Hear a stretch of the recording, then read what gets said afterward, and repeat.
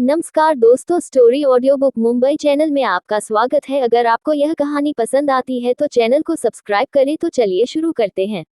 विशाल के केबिन में। अब तक आप लोगों ने पढ़ा कि जानवी मेहता कॉरपोरेशन जाती है और विशाल को सेड्यूस करती है। विशाल भी कुछ कम नहीं था, उसका भी मूड ठीक नहीं था, इसीलिए वह जानवी को बेदर्दी से चूमने लगता है। वह लोग ऐसे ही चलते हुए उस ऑफिस के काउच की ओर बढ़ जाते हैं। उन लोगों को इस बात से भी फर्क नहीं पड़ रहा था कि बाहर उनकी आवाज जा सकती है। वह लोग तो बस बेदर्दी से एक दूसरे को चूमे जा रहे थे। विशाल जानवी को किसी चीज वस्तु की तरह सोफे पर फेंकते हुए उसके ऊपर आया और एक झटके से जानवी की ड्रेस नीचे उतार दी। उसे इसमें ज्यादा मेहनत नहीं करनी पड़ी, क्योंकि उसकी ड्रेस किसी रुमाल जितनी ही थी। उसके साथ साथ अपने भी कपड़े फर्श पर नीचे फेंक दिए। जानवी, जो पहले से ही विशाल को सिड्यूस करने के लिए तैयार थी, वो शर्माते हुए बोली, क्या कर रहे हो बेबी, तुम काफी हड़बड़ा रहे हो। यह देखकर विशाल अपने होठों पर जीभ फिराते हुए काफी गंदी तरह से उसे छूते हुए बोला, डोंट वरी बेबी, वैसे भी तुम्हें तो इसकी आदत है, यह तुम्हारे लिए पहली बार थोड़ी है, और वैसे भी तुम्हें देखकर कंट्रोल करना बहुत मुश्किल होता है, यह तो तुम जानती हो। यह सुनकर जानवी के चेहरे पर शैतानी मुस्कान आ जाती है। वह मन ही मन विशाल को देखते हुए बोली, अनाया, तुम कभी विशाल को नहीं पा सकती, वह मेरा ही होगा, और देखना एक दिन विशाल के जरिए ही मैं तुमसे सब कुछ छीन लूंगी। यही सोचते हुए वह थोड़ी ऊपर की ओर उठती है और विशाल के होठों पर अपने होंठ रख देती है, ताकि विशाल अपना पूरा कंट्रोल खो दे। हुआ भी बिल्कुल ऐसा ही। जानवी के ऐसा करते ही विशाल बेदर्दी से उसे चूमने लगा और उसकी नेकेड बॉडी पर हाथ घुमाने लगा। ऐसा होते ही उस कमरे में अब उन दोनों की आहें गूंजने लगी। वो दोनों ही तेज तेज सांस ले रहे थे और एक दूसरे के साथ इंटीमेट हो रहे थे। उन दोनों की आवाज इतनी तेज थी कि बाहर कॉरिडोर में भी आ रही थी। हालांकि इस फ्लोर पर ज्यादा लोग नहीं थे। विशाल की कंपनी इतनी भी बड़ी नहीं थी कि यहाँ पर इतना साउंड प्रूफिंग हो या फिर वहाँ ज्यादा जगह हो, इसलिए जो भी उस दरवाजे से बाहर से निकल रहा था, वह लोग यह आवाज आराम से सुन पा रहा था। और इन आवाजों को सुनकर ऑफिस में भी बातें बनने लगी थी और सभी लोग तरह तरह की बातें बना रहे थे। ऐसा पहली बार नहीं था कि उन लोगों ने यह आवाज सुनी थी। विशाल निहायती लड़कीबाज था। उसके हिसाब से हर औरत बस बिस्तर पर मर्दों को खुश करने का सामान थी। फिर इसे भी पहले उसने अपने कई सारे एम्प्लॉय के साथ यह सब कुछ किया था, लेकिन वह ऑफिस में ज्यादातर ऐसा नहीं करता था। उसके लिए वह अपने प्राइवेट फार्म हाउस का इस्तेमाल करता था, ताकि उसकी इमेज बाहर इतनी खराब ना हो। लेकिन कुछ बार तो उन लोगों ने विशाल के कमरे से यह आवाज सुनी भी थी, लेकिन वह लोग उनके एम्प्लॉय थे। उन लोगों के लिए तो यह आम सी बात थी। वही कमरे के अंदर इन सभी चीजों से बेखबर वह लोग बस अपने में ही घूमते और एक दूसरे की प्यास बुझा रहे थे। आज तो जानवी भी फुल डिसाइड करके आई थी कि आज तो वह विशाल को सेटिस्फाई करके ही रहेगी। वह जानती थी कि विशाल का स्टेमिना कितना हाई था। विशाल को इन सब चीजों की इतनी आदत थी कि आम लड़कियां तो उसे जेल तक नहीं सकती थी। उसकी एक वजह थी कि विशाल को कभी कभार ड्रग और शराब की आदत थी, और शराब और ड्रग्स ऐसी चीज थी जो फिजिकल डिजायर को और बढ़ा देती थी। वह लोग तकरीबन 3 से 4 घंटे तक इसी तरह एक दूसरे को अलग अलग पोजीशन में सेटिस्फाई करते रहे, इस बात से बिल्कुल अनजान कि बाहर उनके बारे में क्या क्या बातें होने लगी थी और कैसे कैसे सवाल उन पर उड़ने वाले थे। और यही सारी चीज आगे चलकर उन लोगों के लिए प्रॉब्लम क्रिएट कर सकती थी। वह लोग तो बस एक दूसरे में ही खोए हुए थे। अनाया के कमरे में दूसरी ओर अनाया फ्रेश होकर अपने कमरे में सारी चीज देख रही थी, जहां पर उसकी और उसकी माँ की यादें रखी हुई थी, और उन्हें देखकर इमोशनल हो रही थी। उसके बाद वह वहां के दरवाजे पर अपने फिंगरप्रिंट देखकर उसने पासवर्ड सेट कर देती है। उसने उस कमरे में सिर्फ 3 ही फिंगरप्रिंट डाले थे। वह उसके खुद के, दूसरे हर्षवर्धन के और तीसरे सावित्री माँ के थे। उसके अलावा अब गीता कपूर के कमरे में कोई आ नहीं सकता था, और वह भी यही चाहती थी। उसे सावित्री माँ पर अपनी माँ की तरह ही यकीन था। सावित्री माँ की कोई कमजोरी नहीं थी, इसीलिए उन्हें ब्लैकमेल करना तकरीबन इम्पॉसिबल ही था। दूसरा, सावित्री माँ उसकी पर्सनल जरूर का ख्याल रखने वाली थी, इसलिए वह सिर्फ अकेली ही इस कमरे में आ सकती थी। और उसे इतना तो यकीन था कि सावित्री माँ उसे नुकसान पहुंच जाने से पहले खुद मरना पसंद करेगी। तभी उस कमरे का दरवाजा खुलता है और सावित्री माँ खान की प्लेट लेकर अंदर आते हुए बोली, बिटिया क्या कर रही हो? इतने प्यार से बिटिया सुनकर अनाया मुस्कुराकर बोली, कुछ खास नहीं सावित्री माँ, अभी अभी फ्रेश होकर आई हूँ। सावित्री माँ सोफे की ओर बढ़ते हुए अनाया की ओर देखकर बोली, अनाया बिटिया तुम खा लो, मैं तुम्हारी फेवरेट चीज बनाई है। प्लेट देखते ही अनाया की आंखें चमक गई, क्योंकि बचपन में भी उसकी माँ उसके लिए यही बनाती थी, जिसमें सावित्री माँ हमेशा उसकी मदद करती थी और उसे बचपन से ही यह खाना पसंद था। वह अपने नम आंखों से सावित्री माँ को देखते हुए बोली, सावित्री माँ आप ही खिला दीजिए, जिससे बचपन में खिलाती थी। यह सुनते ही सावित्री माँ की आंखों से 2 बूंद आंसू नीचे गिर जाते हैं। चाहती तो वह भी यही थी, लेकिन उसे नहीं पता था कि इतने सालों में अनाया कितनी बदल गई होगी। कहीं ऐसा ना हो कि उनके खिलाने से अनाया को बुरा लग जाए। इसीलिए वह आगे बढ़ते हुए नम आवाज में बोली, जरूर बिटिया। इतना बोलकर वह उन्हीं के पास सोफे पर बैठकर एक निवाला उठाकर अनाया को खिला देती है। अनाया को सालों के बाद इस बात को महसूस करके अच्छा लग रहा था, जैसे उसकी माँ उसे खाना खिला रही हो। वह बड़े चाव खुशी से खाना खाती है। क्या अनाया की खुशी ऐसे ही जारी रहेगी? और क्या विशाल जानवी के प्लान में फंस जाए? विशाल के केबिन में मेहता कॉर्पोरेशन में विशाल मेहता काउच पर लेटा हुआ था और उसके ऊपर जानवी कपूर लेटी हुई थी। इस वक्त उन दोनों की हालत ऐसी थी कि कोई भी उन्हें देखकर शर्मा जाए, क्योंकि उन दोनों के शरीर बिल्कुल भी नेकेड थे और दोनों ही काफी बुरी तरह से हाफ रहे थे। जानवी कपूर हाफते हुए विशाल को देखकर बोली, बेबी अब बस भी करो, अब अंदर निकलो बाहर, मुझे दर्द होने लगा है, तुम काफी ज्यादा स्ट्रांग हो। यह सुनकर विशाल मेहता उसके बम पर एक थप्पड़ मारते हुए शैतानी हंसी हंसकर बोला, क्या बात है बेबी, आजकल तुम काफी वीक हो रही हो, तुम तो मुझे बड़े आराम से जेल लेती थी, यहाँ तक कि तुम तो बहुत एंजॉय भी करती थी, और तुम तो मुझसे भी ज्यादा वाइल्ड थी, तो अब क्या हुआ? जानवी भी मुस्कुराकर उसे चेहरे पर उंगली घुमाते कर बोली, ऐसा कुछ नहीं है, बस आजकल मैं काफी परेशान रहने लगी हूँ, कहीं मैं तुम्हें खो ना दूं। यह सुनकर तो विशाल उसके बॉडी पर हाथ फिरते हुए बोला, ऐसा कुछ नहीं होगा बेबी, तुम तो जानती कपूर हो, तुम्हारे अलावा मुझे कौन झेलेगा, तुम ही मुझे खुश कर सकती हो, और कोई नहीं। यह सुनकर जानवी के चेहरे पर भी शैतानी मुस्कान आ गई, लेकिन फिर भी वह मायूस होने का नाटक करके बोली, वह वापस आ गई है, कहीं वह तुम्हें मुझसे छीन ना ले। यह सुनकर विशाल मेहता कंफ्यूजन से पूछता है, तुम किसकी बात कर रही हो? तो जानवी भोली सी शक्ल बनाकर उसकी ओर देखकर बोली, वह अनाया डेट उसे वापस ले आए हैं, कंपनी की प्रॉब्लम की वजह से।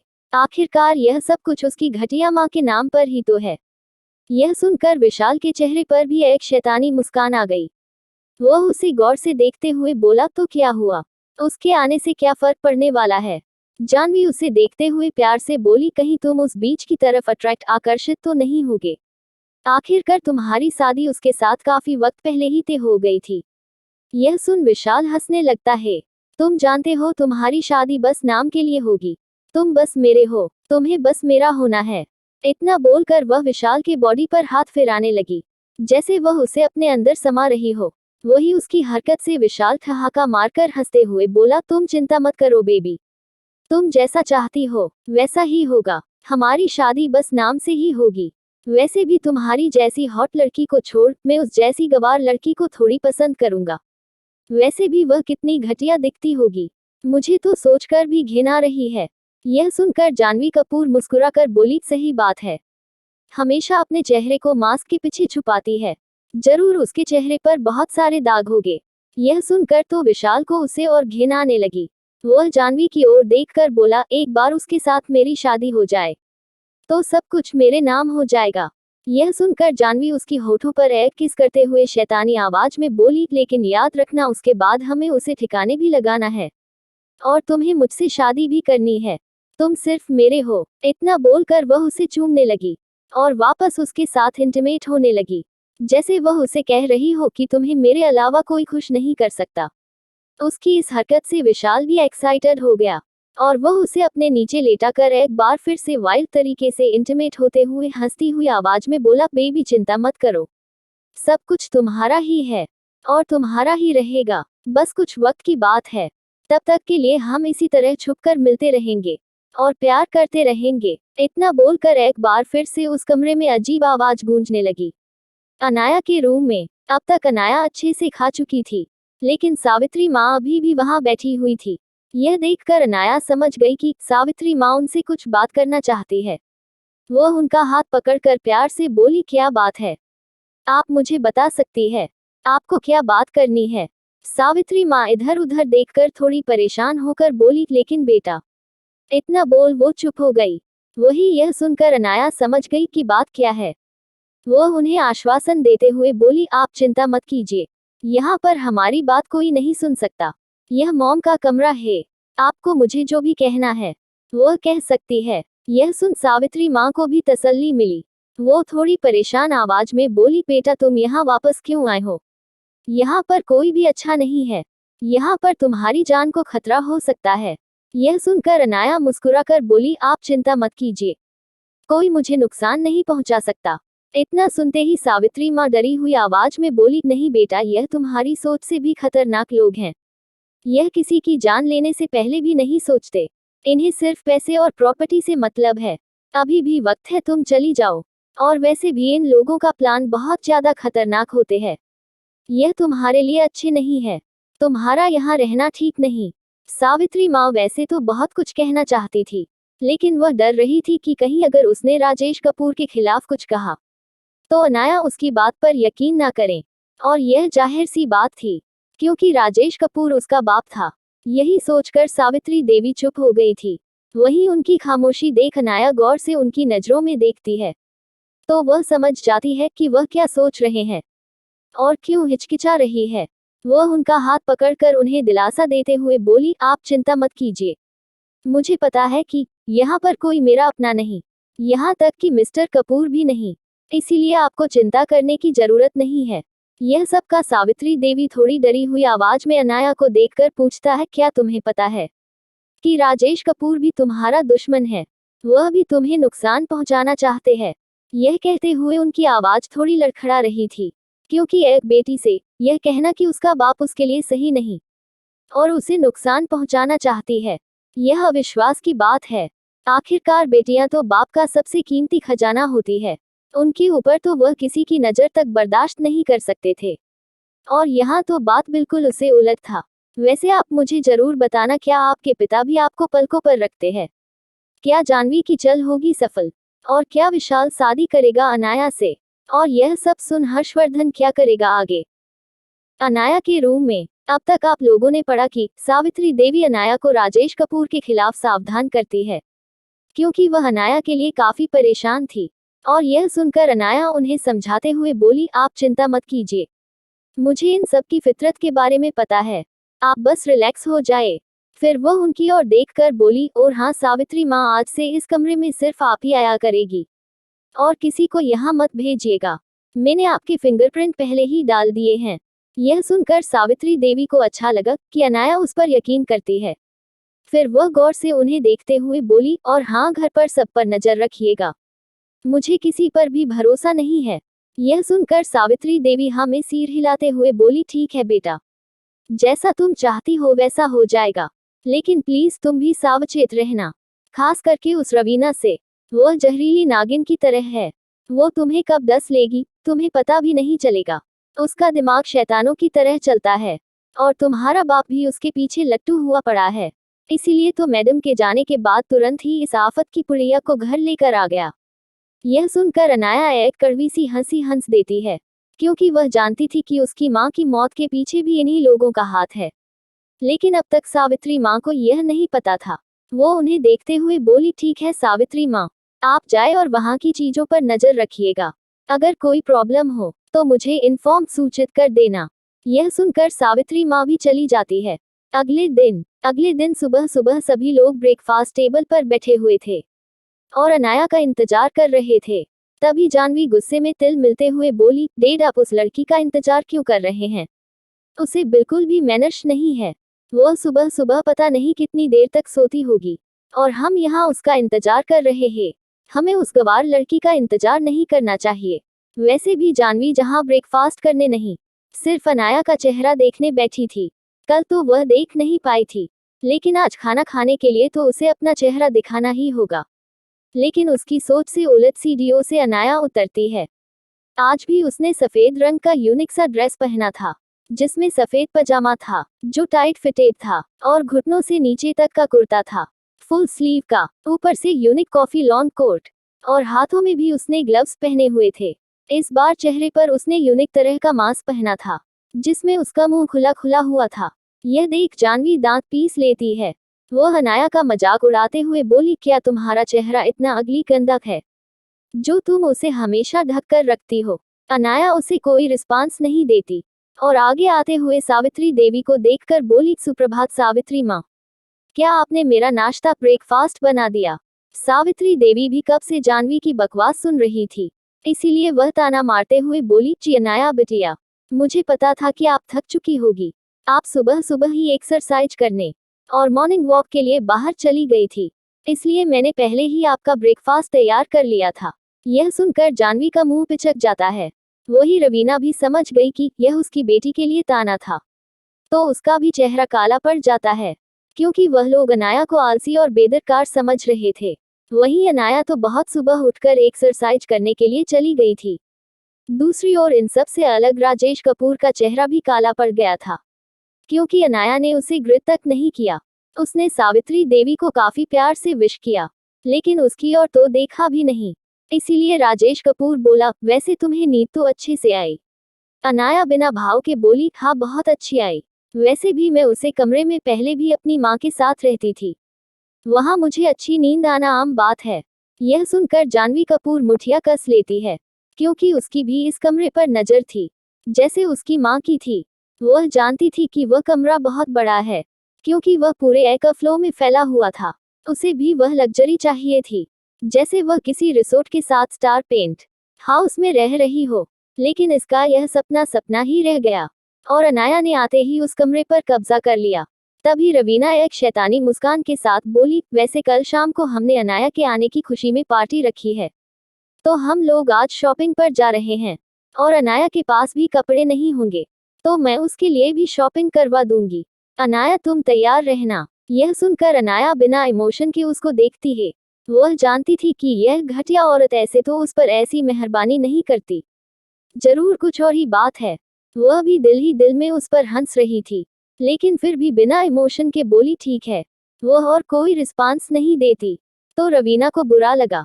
वह गुस्से में अनाया को घूरते हुए बोली, मैं तुम्हारी माँ हूँ, तुम मुझे माँ कह सकती हो? अनाया अपनी एक आईब्रो उठाकर उसे घूरते हुए टेबल पर बैठकर बोली, I am sorry miss Raveena, मेरी माँ सालों पहले मर चुकी है। आप सिर्फ मिस्टर कपूर की वाइफ हो, मेरी माँ नहीं। क्या प्लान है उन सौतेली माँ बेटी का?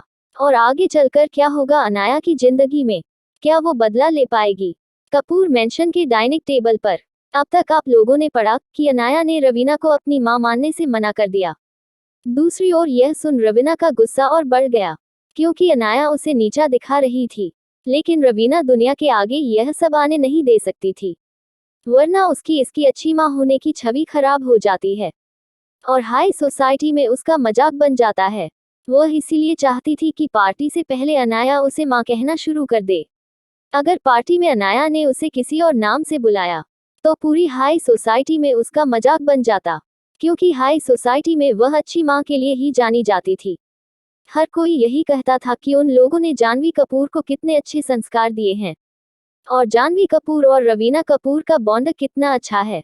लेकिन अगर अनाया उसे ढंग से बात नहीं करेगी या फिर पार्टी में उसे बदतमीजी करेगी, तो हर किसी को पता चल जाता कि रवीना एक घटिया औरत है, जो अपनी बेटी को तो प्यार करती है, लेकिन गीता कपूर की बेटी को अच्छे से ट्रीट नहीं करती, और वह ऐसा नहीं चाहती थी। उसे हाई सोसाइटी में अपनी अच्छी इमेज प्यारी थी। आखिरकार उसने काफी मेहनत और पैसे खर्च करके यह इमेज बनाई थी। वह गीता कपूर की तरह नहीं थी कि एक बिजनेस वुमन होने की वजह से पूरी सोसाइटी उसकी रिस्पेक्ट करती थी और उसे किसी के आगे झुकना नहीं पड़ता था। यहाँ तक कि हाई सोसाइटी की औरतें उसे बात करने के लिए तरसती थी, क्योंकि उन सब के पति गीता कपूर के साथ बिजनेस करना चाहते थे और वह लोग अपनी बीवियों को गीता कपूर के साथ अच्छे रिलेशन बनाने को कहते थे। उसे उलट रवीना कपूर को नीचे झुककर रहना पड़ता था, क्योंकि उसका हाई सोसाइटी में अच्छा स्टेटस नहीं था। और जब से वह मिसेस कपूर बनी थी, तब से ही वह हाई सोसाइटी की औरतों के साथ उठने बैठने की कोशिश करती थी। आज भी एशिया की टॉप 5 फैमिली में घुलने मिलने के लिए उसे स्ट्रगल करना पड़ता था।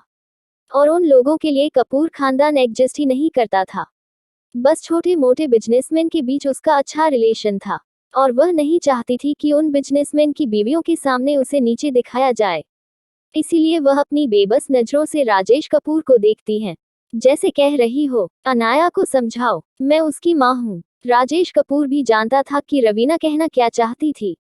इसीलिए वह अनाया को देखते हुए गुस्से आवाज में डांट कर बोला, यह क्या तरीका है अनाया अपनी माँ से बात करने का? वह तुम्हारी माँ है, भले ही सौतेली ही सही, लेकिन वह तुमसे प्यार करती है। तुम्हारे लिए वह शॉपिंग करने की बात कर रही है, और तुम उसे नीचा दिखा रही हो। यह बात सुनकर अनाया की आंखें गुस्से से लाल हो गई, और वह अपनी जलती निगाहों से राजेश कपूर को घूरते हुए हल्की गुस्सेल आवाज में बोली, मिस्टर कपूर, मैं आपको भी यह आखिरी बार बता रही हूँ, मेरी माँ गीता कपूर थी, है और रहेगी। उसकी जगह लेने की हिम्मत कोई नहीं कर सकता, और अगर किसी ने मेरी माँ की जगह लेने की हिम्मत की तो उसके लिए अच्छा नहीं होगा। उसकी आवाज में एक वार्निंग थी, जैसे कह रही हो कि उसकी माँ के साथ छेड़छाड़ ना करें, वरना वह उन लोगों को छोड़ेगी नहीं। और उसकी यह इनडायरेक्ट धमकी वहां बैठे तीनों जोकरों को भी समझ आ गई, और उन तीनों की ही मुठिया गुस्से से कश गई। वह तीनों ही दिल से अनाया को नफरत करते थे, लेकिन रवीना कपूर हार मानने के लिए तैयार नहीं थी। वह अनाया को नम आंखों से देखते हुए एक्टिंग कर कर बोली, बेटा अनाया, तुम ऐसा क्यों बोल रही हो? मैं गीता दीदी की जगह नहीं ले रही, मैं तो बस तुम्हारी माँ बनने की कोशिश कर रही हूँ। मानती हूँ कि मैं गीत दीदी की जगह तुम्हारी जिंदगी में नहीं ले पाऊंगी, लेकिन मैं भी तुमसे प्यार करती हूँ। मैंने इतने सालों से इस घर को संजो कर रखा है, और अगर बाहर लोगों को यह पता चला कि तुम मुझे अपनी माँ नहीं मानती, तो वह लोग तो हमारे बारे में क्या सोचेंगे? यह सुनकर अनाया की एक आईब्री चढ़ गई, और वह बिना इमोशन के ब्रेकफास्ट करते हुए बोली, मिस रवीना, आप शायद भूल रही है, लोग मुझे नहीं आपको बुरा समझेंगे। आखिरकार आप वह इंसान थी जिसने मेरी माँ के जाने के बाद उनकी जगह लेने की कोशिश की, और मिस्टर कपूर से शादी की, यहाँ तक कि उनकी जिंदगी में आने के बाद उनकी असली बेटी को घर से दूर कर दिया, और अपनी बेटी को, इस घर की गोद ली हुई बेटी को, कपूर खानदान की प्रिंसेस बना दिया। तो इसमें बुरी में नहीं आप बनेंगे। जब आपको करते वक्त इस बात का ख्याल नहीं आया है, तो आपको लोगों का सामना करते वक्त बुरा क्यों लग रहा है? उसकी यह बात राजेश कपूर और गीता कपूर के चेहरे पर किसी थप्पड़ की तरह पड़ी। आखिरकार जो कुछ भी उसने कहा वह सही था। वहीं जानवी कपूर का तो खून खोल रहा था, लेकिन उसकी माँ के समझाने की वजह से वह चुप बैठी थी। वह नम आंखों से एक्टिंग करके अनाया से बोली, तुम ऐसा क्यों कह रही हो अनाया? हम सब तुमसे प्यार करते हैं, मैं तुम्हारी बड़ी बहन हूँ, भला मैं तुम्हारी जगह कैसे ले सकती हूँ? तुम्हें मॉम से इस तरह से बात नहीं करनी चाहिए थी। अब अनाया को भी गुस्सा आ रहा था। आखिरकार वो सौतेली माँ बेटी की टुकड़ी ज्यादा ही एक्टिंग कर रही थी, और उसे फ्रस्ट्रेशन हो रही थी। अनाया एक गहरी सांस लेकर जानवी की ओर देखकर बोली, मिस जानवी, अच्छा होगा कि आप हमारे बीच ना बोले, यह हमारा आपसी मामला है। उसके इस बिहेव से उन दोनों को ही बुरा लग रहा था, और गुस्सा आ रहा था।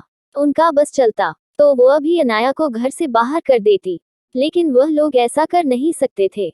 आखिरकार यह सब कुछ था तो उसी का ही, लेकिन जानवी भी दिल ही दिल में ठान चुकी थी कि वह अनाया को अच्छा सबक सिखाएगी, इससे उसकी औकात जरूर दिखाएंगे। और दूसरे और रवीना का भी यही हाल था। क्या रवीना और जानवी अनाया के लिए परेशानी खड़ी करेगी, और क्या सबके सामने रवीना की सच्चाई आ जाएगी, बाहर के लोगों के सामने? अगर आपको अगला एपिसोड चाहिए तो लाइक करें, कमेंट करें और चैनल को सब्सक्राइब करें।